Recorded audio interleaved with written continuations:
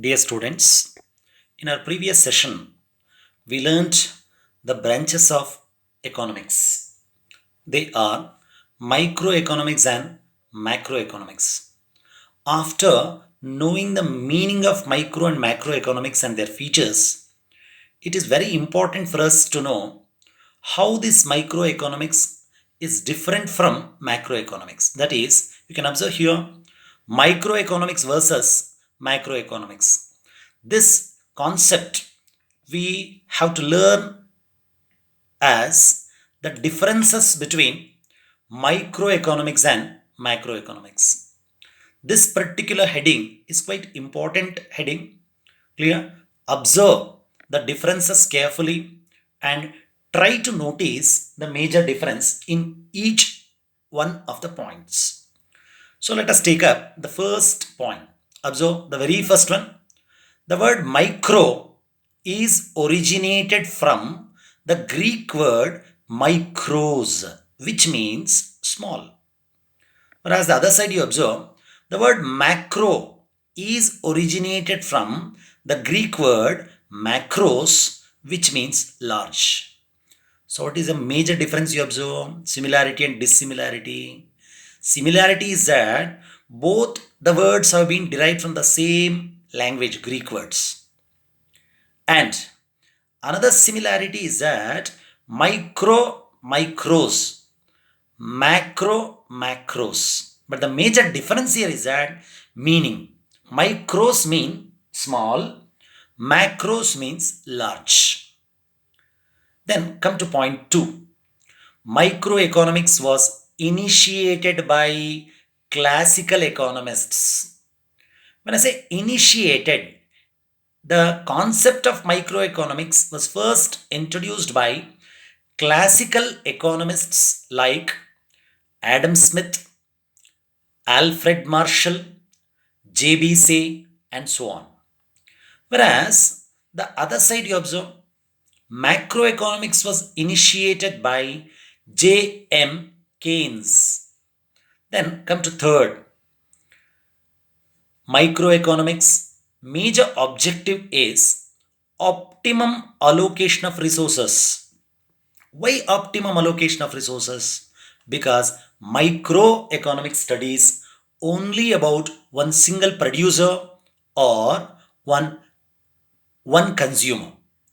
With the available resources, how to maximize utility as far as consumer is concerned, or with the available resources, how to maximize profit as far as producer is concerned. So that is the major objective, optimum allocation.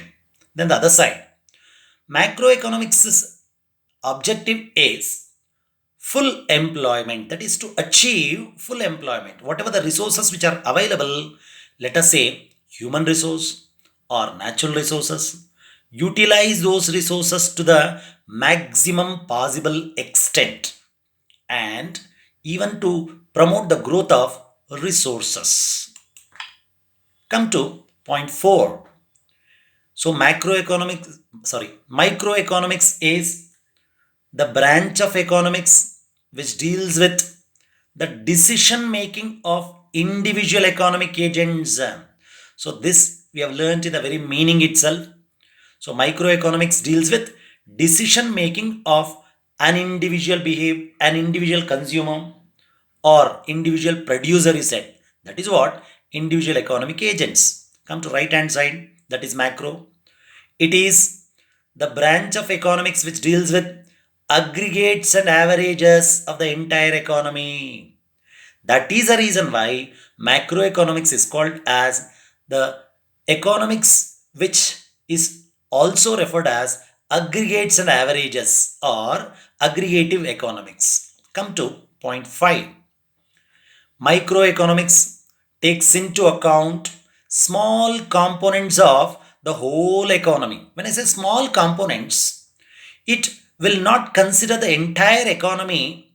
Instead, it takes one single component or a small component. Let us say a single producer, individual income, or even individual savings. such things. That's why we say it studies or it takes into account small components of the whole economy, whereas the right hand side, that is macro, it takes into account or consideration the economy of any country as a whole. That means here in the left hand side we take the study of one single producer or a consumer. Here all the producers of the economy or all the consumers of the economy is taken into consideration. Come to point 6. It deals with price determination, that is individual products or factors. When I say factors, this concept is not new to you. We have learned about factors of production. They are land, labor, capital, and organization or enterprise.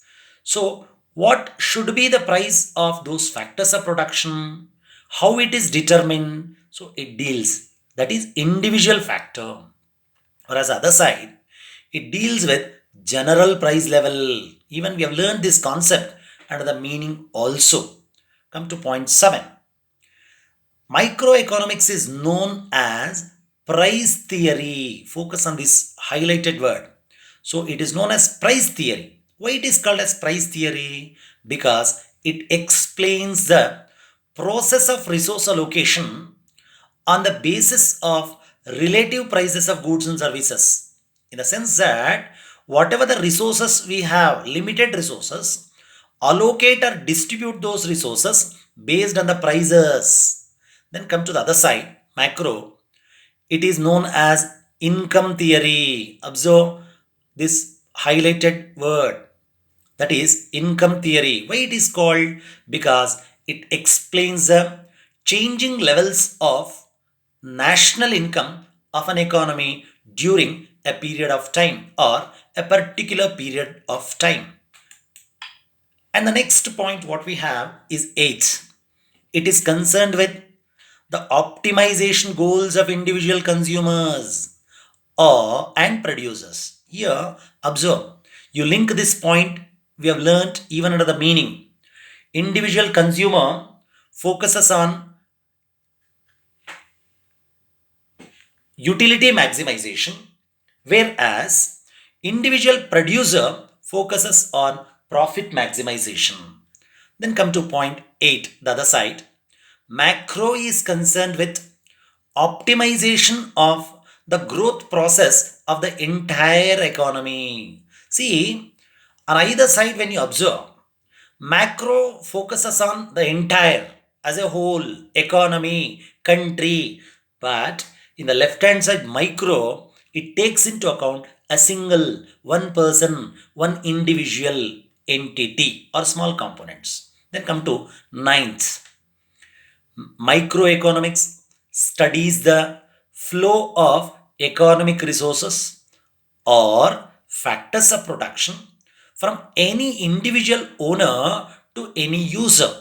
Now, a question arises, what is this word individual owner to any user? Just now, in the other point I was mentioning, factors of production are land, labor, capital, organization.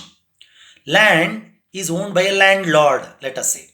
Our labor owner is laborer.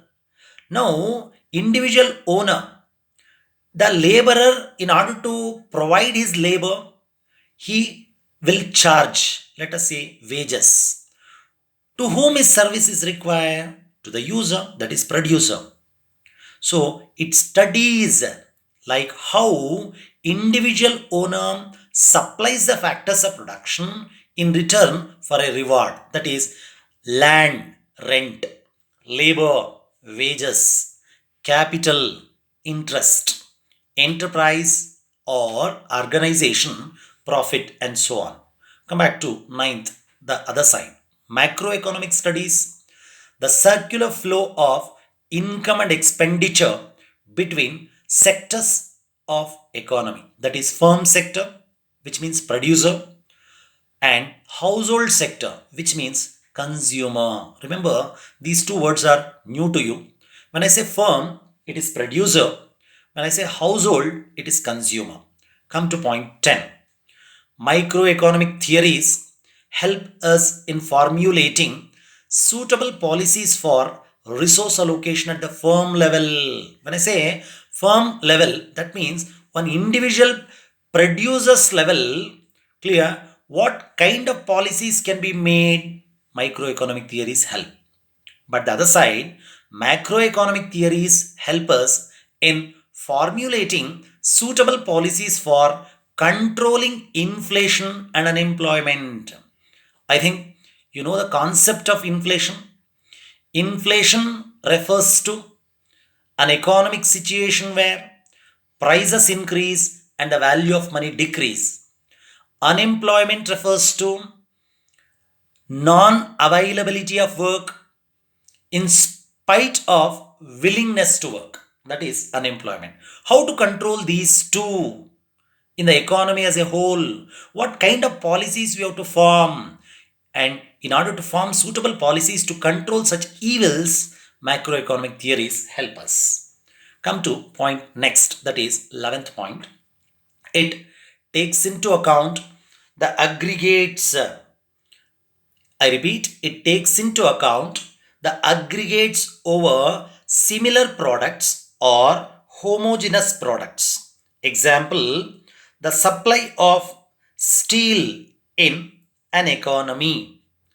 Whereas the other side you observe, it takes into account the aggregates over dissimilar or heterogeneous products. Example, say GDP of any country during a year. So the right hand side example, what you can write, GDP of any country during any year. Whereas the other side left, that is micro, supply of steel in an economy. That means we are taking into consideration only supply of steel, left hand side, because it's micro. Whereas in the right hand side you observe, we are taking the GDP, that is the value of all the goods and services. So I think the 11th point is clear. So each point when you observe, the major difference that you can focus, those differences have been highlighted. Like for example, you see in the 8th point, individual, entire. 9th point you observe, flow of economic resources, circular flow of income and like this, there are basic or the key terms have been focused. Keeping those focused terms, try to understand and practice all these differences what we have discussed today. So this particular heading, further you can add some more points apart from the textual points. The points include is the 12th. It is based on partial equilibrium analysis. The other side based on general equilibrium analysis. So here partial, general, major difference. Then it believes in laissez-faire. The other side command. Laissez-faire means government intervention is not allowed. The other side government intervention is there. Then 14th, the economic variables of microeconomics are individual demand and individual supply. Supply, of course, producer side, demand from consumer side. The other side, economic variables of macroeconomics are aggregate demand and aggregate supply. That is, the total demand and the total supply of all the producers and consumers in the economy. And the last point, it has narrow scope as it interprets small constituents of the entire economy. And that's the other side, it has wide scope and interprets the economy of a country as a whole. And these points, whatever I've listed in this last part, 12, 13, 14, 15, you may not find these points in your textbook. These are the additional points, and you can add these points to the textual points and practice well. Clear? Thank you.